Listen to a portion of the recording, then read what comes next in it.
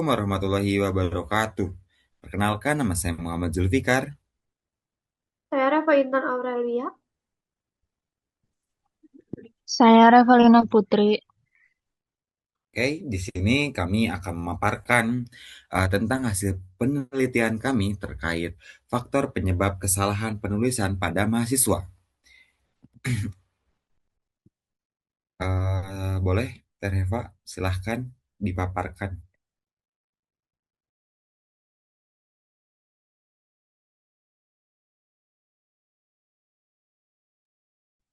Nah, di sini ada latar belakang, yaitu penulisan akademik merupakan kompetensi paling kompetensi penting yang harus dimiliki setiap mahasiswa dalam menyusun makalah, laporan, praktikum,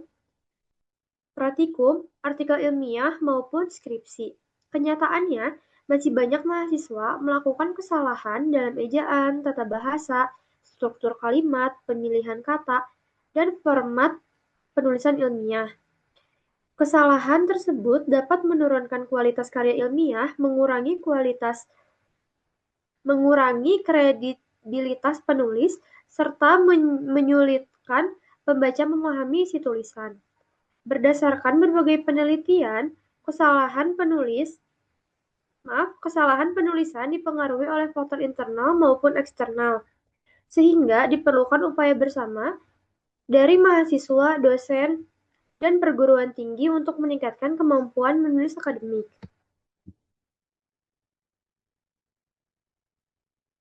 Selanjutnya di sini ada rumusan masalah. Yang pertama ada apa saja sih faktor-faktor yang menyebabkan terjadinya kesalahan penulisan akademik pada mahasiswa? Yang kedua, bagaimana pengaruh faktor internal dan faktor eksternal terhadap kesalahan penulisan akademik mahasiswa? Yang terakhir, bagaimana upaya yang dapat dilakukan untuk meminimalkan kesalahan penulisan akademik di lingkungan perguruan tinggi? Selanjutnya ada tujuan penelitian. Yang pertama, mengidentifikasi faktor-faktor penyebab kesalahan penulisan akademik pada mahasiswa.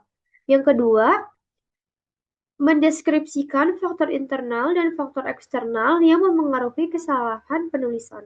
Yang ketiga, memberikan rekomendasi sebagai upaya untuk meminimalkan kesalahan penulisan akademik di perguruan tinggi.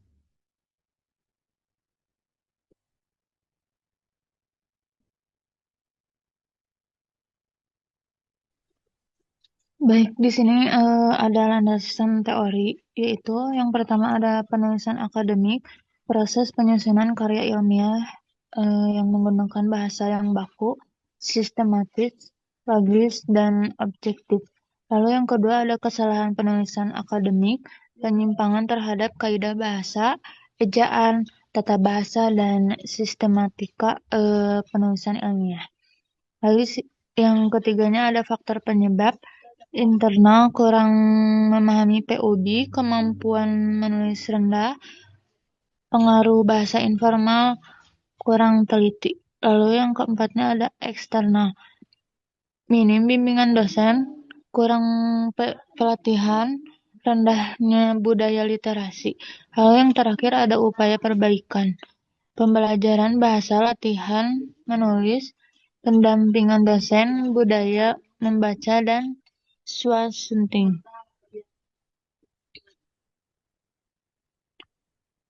Lalu di sini juga ada objek penelitian. Yang pertama itu ada artikel jurnal ilmiah dan publikasi akademik tentang kesalahan penulisan akademik pada mahasiswa. Lalu yang keduanya itu ada literatur yang diterbitkan dalam 5 tahun yang terakhir. Lalu yang ketiga ada fokus kajian. Yang keempat faktor internal penyebab kesalahan.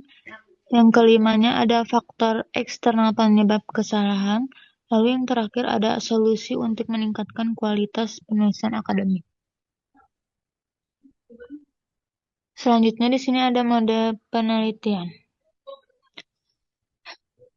Mode yang digunakan literatur review kajian pusaka itu ada menggunakan pendekatan deskriptif kualitatif, Lalu yang kedua ada data diperoleh dari jurnal ilmiah dan publikasi akademik yang terbit dalam 5 tahun terakhir. Yang ketiganya ada sumber literatur diperoleh melalui Google Scholar dan portal jurnal perguruan tinggi. Lalu yang terakhir ada data dianalisasi secara tematik dengan mengkelompokkan faktor penyebab menjadi faktor internal dan eksternal.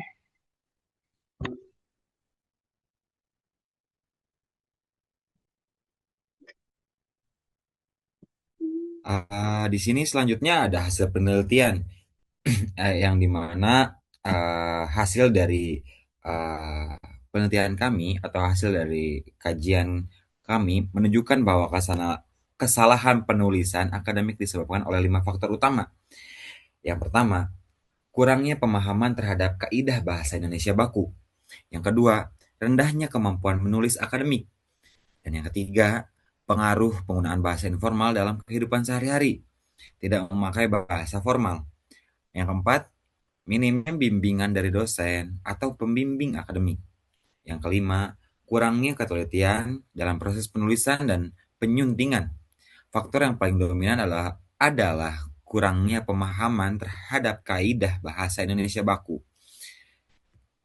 Dan selanjutnya ada kesimpulan. Nah, setelah apa yang sudah disampaikan oleh Teh Reva Intan dan Teh Reva Lina, saya bisa simpulkan kesalahan penulisan akademik pada mahasiswa disebabkan oleh faktor internal dan faktor eksternal maupun kombinasi dari kedua faktor tersebut.